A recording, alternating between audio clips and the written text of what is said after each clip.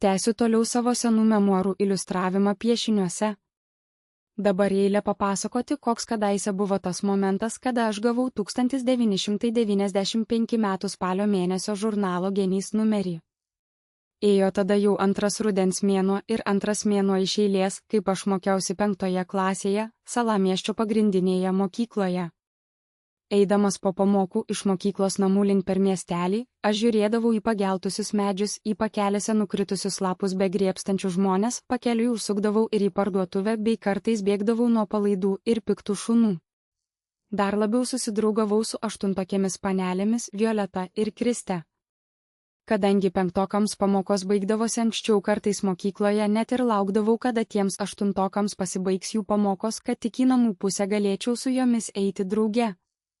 Einant smagiai drauge plepėdavom, aš joms imdavau pasakoti apie Genyje išspausdintos Jono, Petro ir Kazio paveikslėlių istorijos nepaprastus siužeto vingius, bandžiau ir ją sudominti būtent su šia istorija.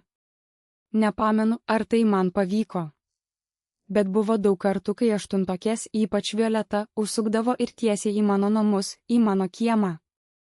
Tuo laiku aš labai mėgau per TV žiūrėti televizijos žaidimą Milijonierius ir dar serialą Inspektorius Kirvis, kuris mane buvo labai įkvėpęs ir žaidimams ir kūrybai.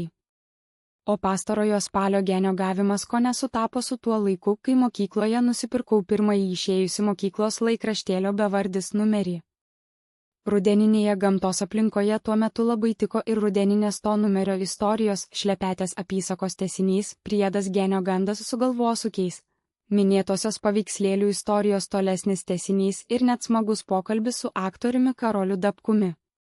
1995 m. spalis.